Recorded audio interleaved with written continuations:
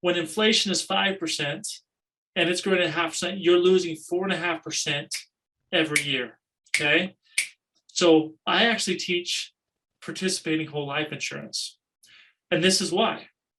Because one, whole life insurance with the right companies is the oceans of money. Go look at banks. Where do they hold their reserves? It's in whole life insurance of billions and billions of dollars. Why do they do that? Well, they do that because of the protection, and they do that because of the rate of return and the tax advantages.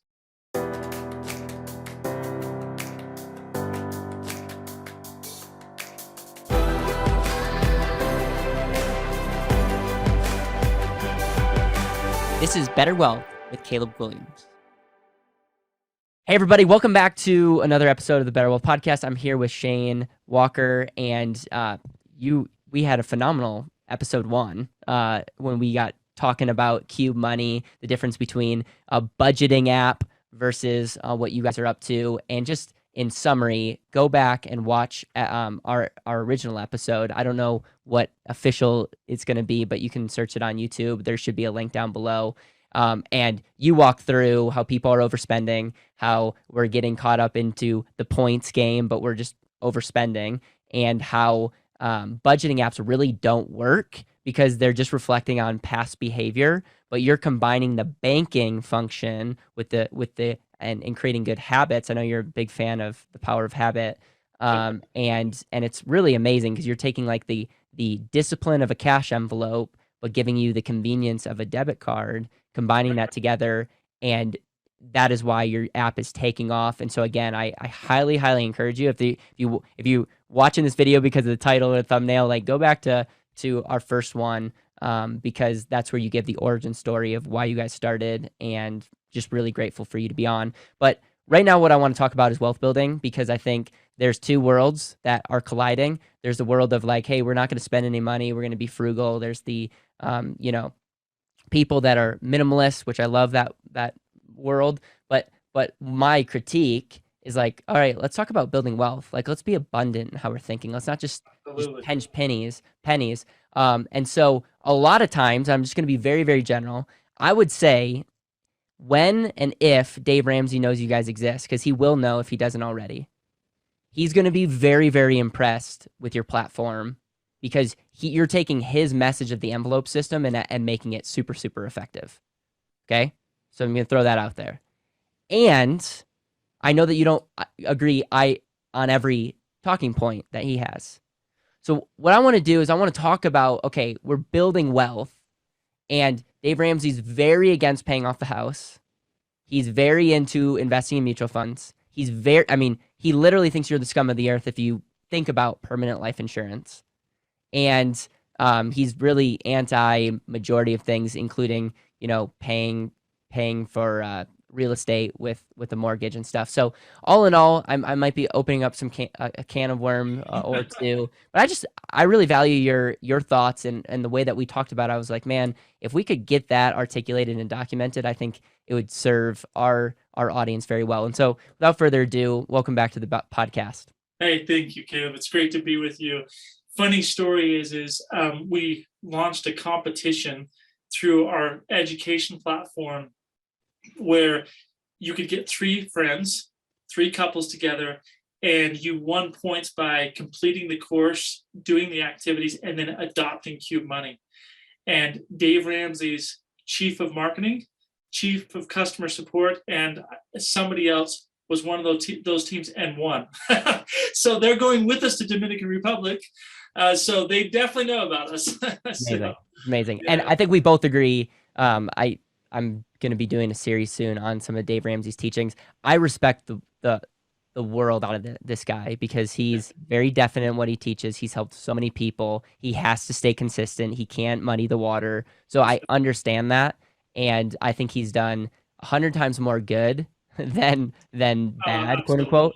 Absolutely. What really, really bothers me is the elementary thinking of building wealth versus, the savings aspect. And so we can get into that. So forget I opened like the way I did. If I said, Shane, how do we build wealth? Okay. I'm saving $15,000 more a year thanks to you because I'm not overspending. I'm being really intentional, and my marriage has never been better because we're not fighting about money. Amazing.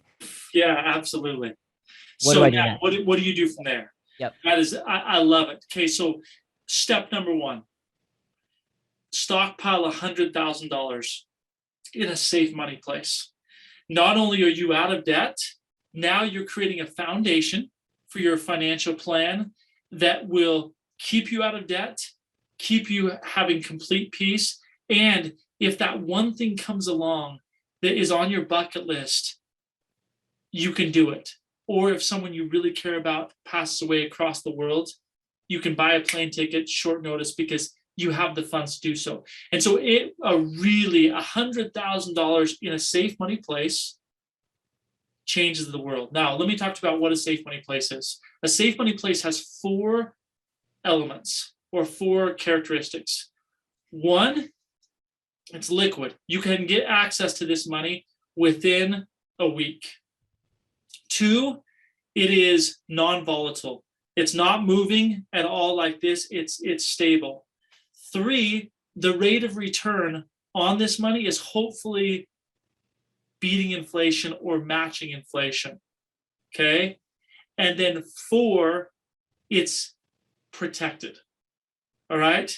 Now, there's 2 safe money places. One, Dave Ramsey and I completely agree upon, and that is in a money market / high yield savings, high yield checking. The problem with this, it's really easy, but the problem is they're growing right now at about 0.5%. Right. That's the high yield. And so it's when inflation is 5% and it's growing at 0.5%, you're losing 4.5% every year. Okay. So I actually teach participating whole life insurance. And this is why. Because one, whole life insurance with the right companies is the oceans of money. Go look at banks. Where do they hold their reserves? It's in whole life insurance of billions and billions of dollars. Why do they do that? Well, they do that because of the protection, and they do that because of the rate of return and the tax advantages. Okay. And so whole life insurance, it is accessible within a week, always, no matter what account you're in. It's growing by 4 to 6% on a tax-free basis, and it is protected by the insurance regulations, so it's very, very safe. And then the last thing is it's non-volatile. It's not moving with the markets. Yep. It is a constant compounding. Plus, you get life insurance, long-term care benefit, critical illness benefit. Yep. And like I said, it gives you some tremendous tax advantages. So the first thing you want to do is set up $100,000 in a safe money place, and I teach whole life insurance, and that's why.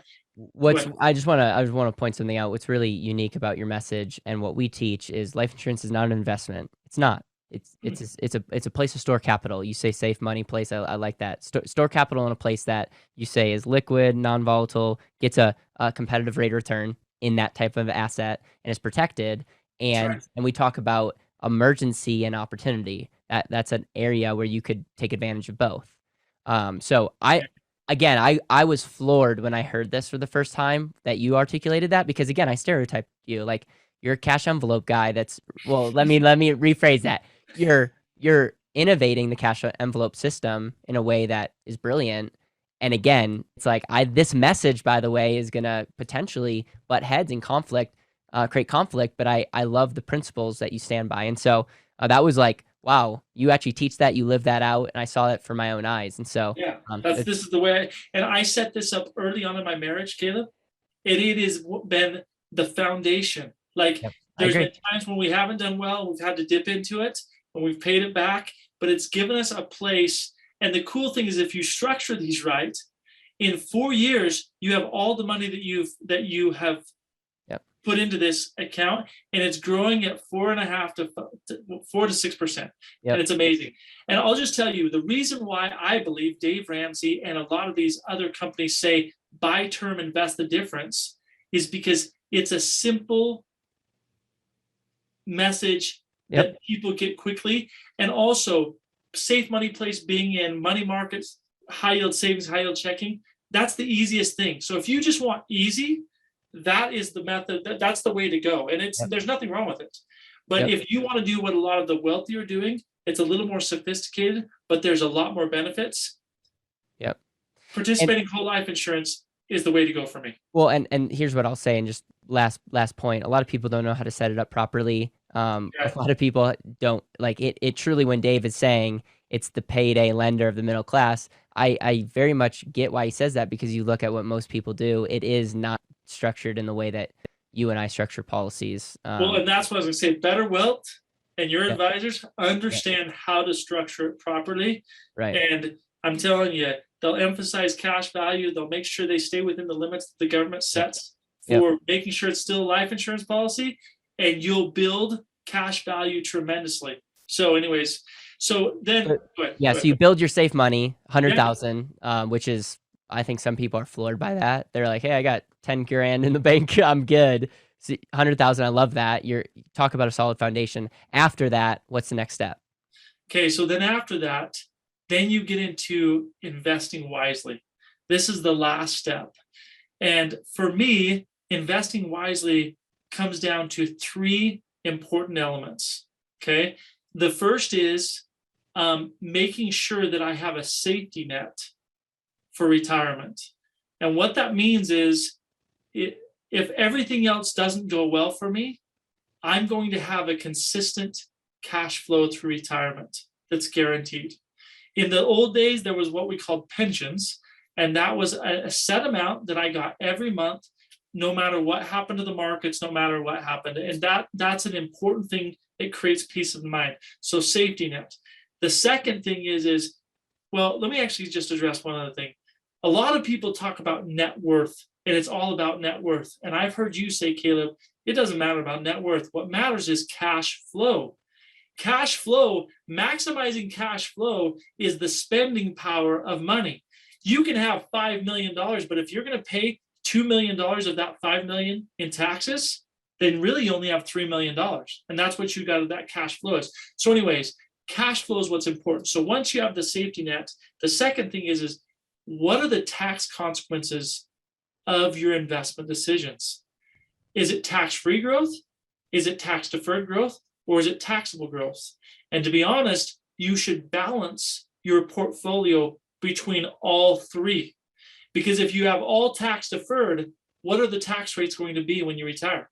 I don't know. Yeah. And so if everything is tax deferred, you've just given up all your tax deductions because your home's probably paid off, all your children are gone, and everything's all of those write-offs are gone. So you're going to be paying more taxes per income at that time. So, but you want to be able to have some tax strategy. So some of your money should be in tax deferred, some of your money should be in tax free, and some of your money should be in taxable. So that's the second element. Yeah, I want to point out that right now the U.S. debt has unfunded liabilities of 85 and counting trillion, not to be mistaken by the 28 trillion of debt, but we're on the hook for $85 trillion. And so I think a lot of people will look at that and say, yeah, we don't know what taxes are going to be, but it's not trending favorably for paying less in taxes in the future. So I'm not betting on that. That's for dang sure. I'm not betting on that. So yeah, exactly. So and then the third is the academic investing. Okay. Now I wanted to ask you a question. Why is there so much emphasis out in the marketplace on market timing investments and stock picking and judging the news and all of those kind of things? I mean, what I would say, and I don't want this to be in the weeds, but I would say there's people in power that control a lot of money that laugh when the people are on with our Robinhood apps trying to game the system. So I just look at that as saying that the reason Dalbar says that the average person's earning way under what the S&P did is because of human behavior and emotion. I don't know if that's the answer you're looking for, but I just Exactly what I'm looking for. There's people, and you just have to realize the market is a zero-sum game. That means if I win, somebody else loses. And when you are considering the competition, you've got to look at the hedge funds and the institutional investment firms. And that's who you're going against. And they're controlling massive amounts of money. And they're the ones that are getting invited to talk on the news.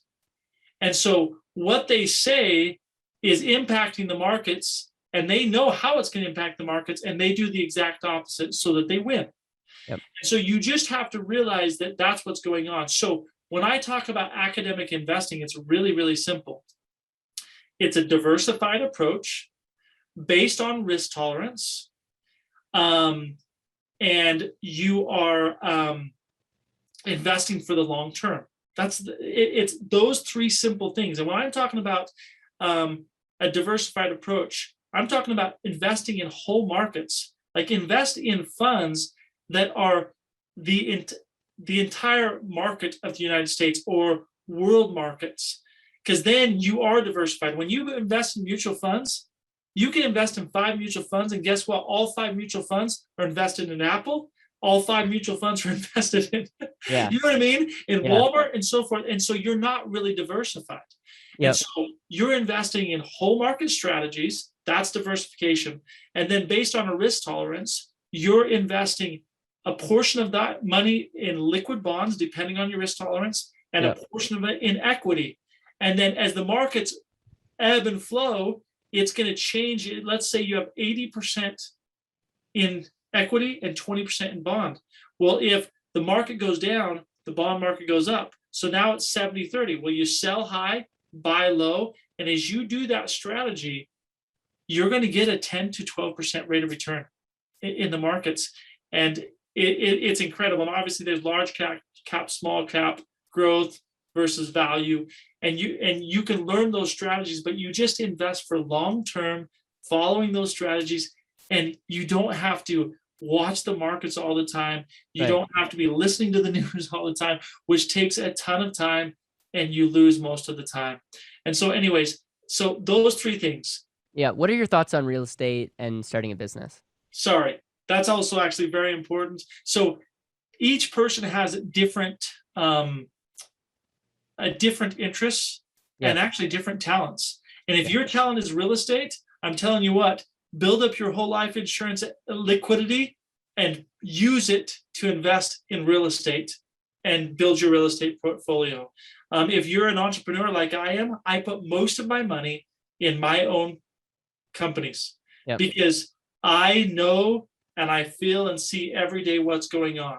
And so that's where I invest most of my money. I use my whole life insurance liquidity to fund what I'm doing as an entrepreneur, and I get much higher returns than I would in the markets. So I messed up on that.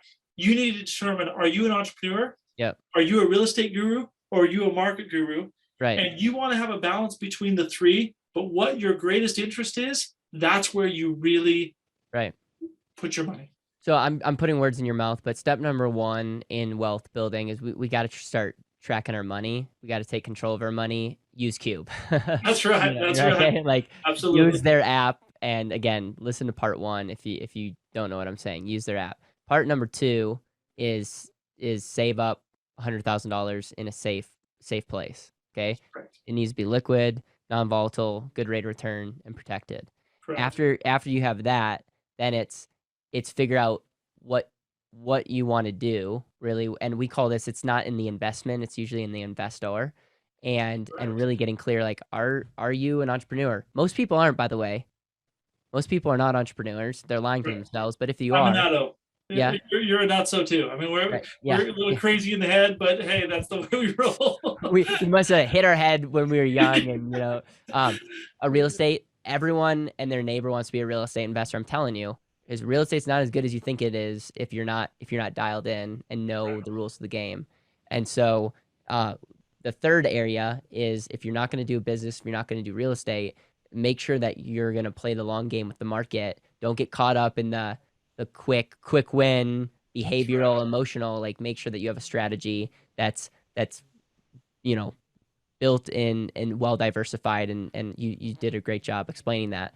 What's next? Because I think one thing that comes to my mind is obviously we want to highlight cash flow, which you shared, but then you also want to protect your kingdom kind of deal. How does that come in, and what are the other steps in this framework? So this gets into some pretty detailed stuff that we probably ought to not cover in a podcast, because it totally depends on your situation.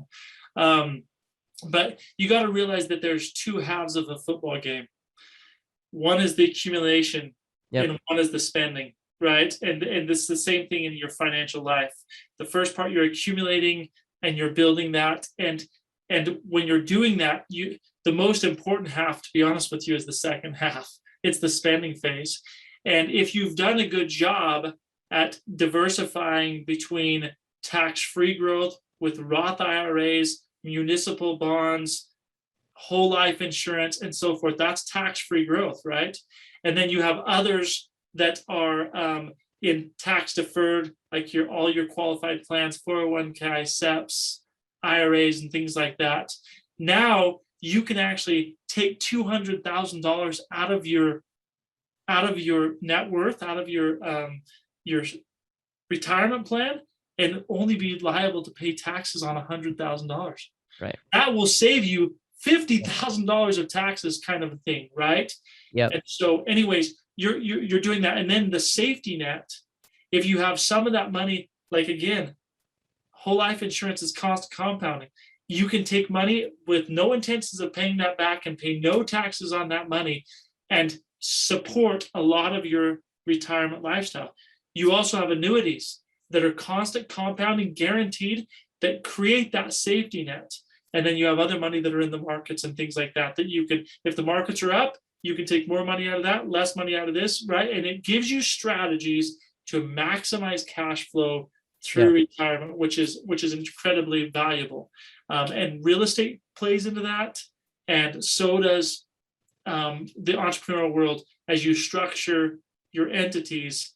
And I can't get into all that right now because that's a lot of information, but that's all available there. And I would just say, in summary of that, is there's two phases: the accumulation phase, which is important because if you don't accumulate anything, it's going to be a rough life.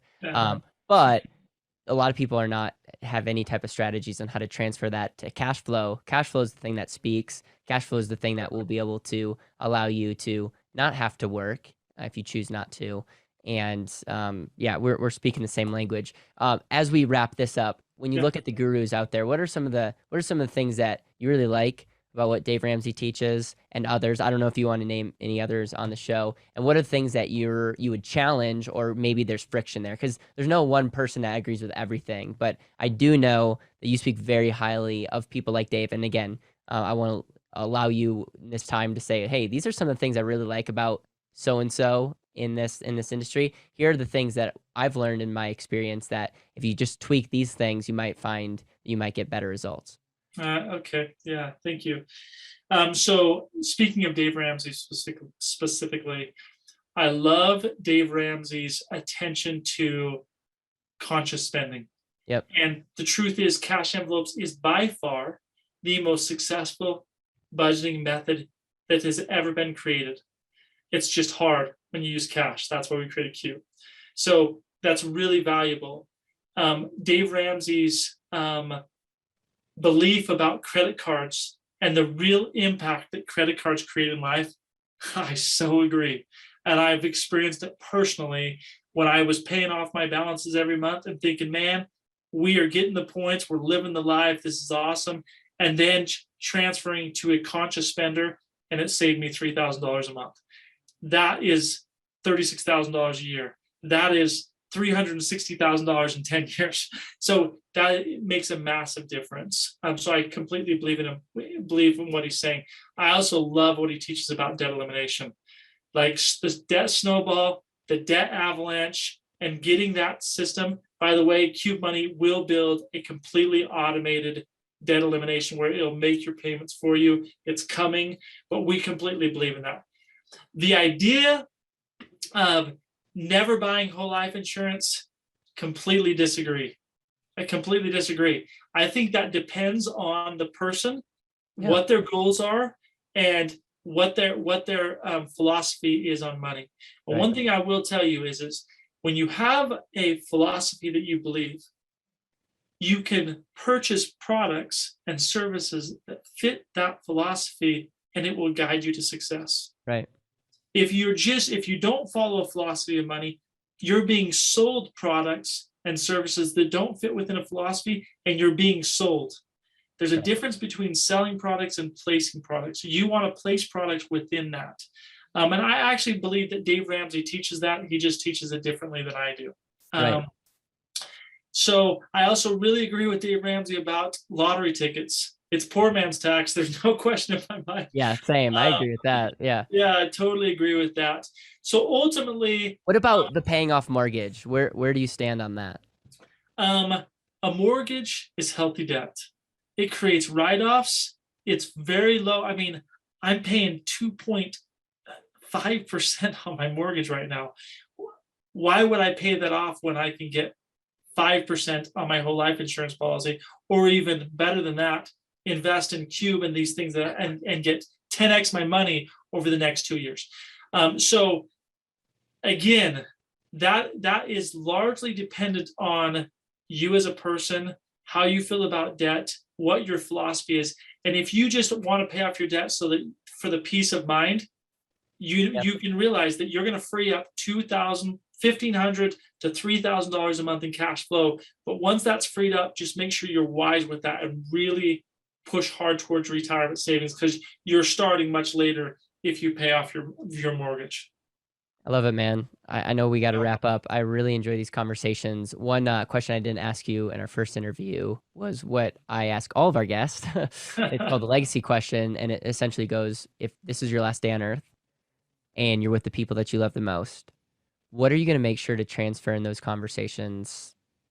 Like, what's most sacred to you? What are you going to make sure to tell the people that you love the most? You can't give them the app, can't give them any of these podcasts or books, but you can give them that last conversation. What is that going to look like?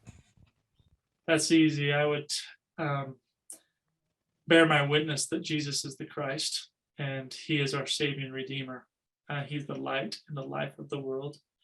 And if his atonement, his sacrifice, he felt all of my pains, all of my weaknesses, all of my insecurities, hunger, thirst, fatigue, fear, anxiety, depression. He's felt it all. And he also paid for my sins. And so I can rely upon him every day, and he will lift me up and give me the strength to continue to build his kingdom and bless the people around me. And that is where true joy comes from in my life. And that's what I would love. I want my wife and my children to understand, because that's what's brought me happiness in life.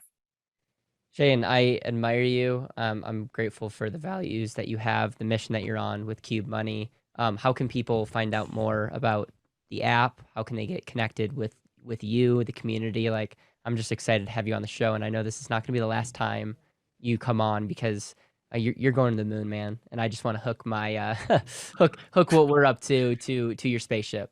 Well, thank you. I appreciate that, Caleb.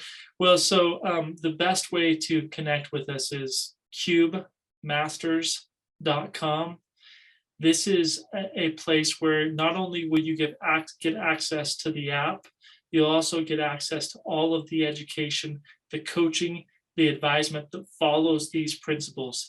And this is something that BetterWealth is going to help you do in working together. And so anyways, QubeMasters.com, and in the notes, you'll see a link specifically, a specific offer for BetterWealth, the BetterWealth community, because man, we believe in what BetterWealth is doing. We believe in Caleb, and you're blessed to be connected to him and to his community. But anyways, through QubeMasters.com, you also are connected to a community of people that are conscious spending, that are on a mission to create financial health and create more joy, peace, and freedom around money. Shane, I appreciate it, man. I want to encourage everybody, check out the link below. It's super generous for you to give our audience a special gift and just benefit to being part of this. I want to encourage you. Like I'm telling you, you're not going to like it at first because anytime you change a habit, it can be tricky.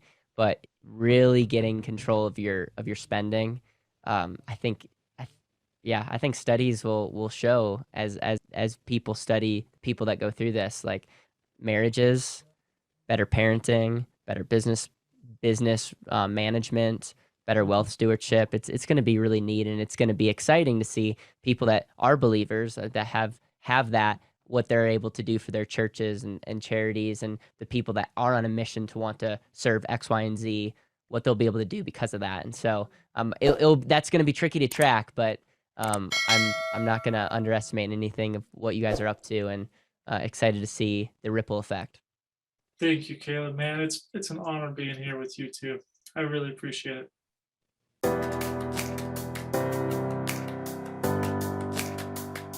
Thank you so much for listening to the BetterWealth podcast. It would mean the world to me if you could hit subscribe, leave a review, and share this with the people that you know and love.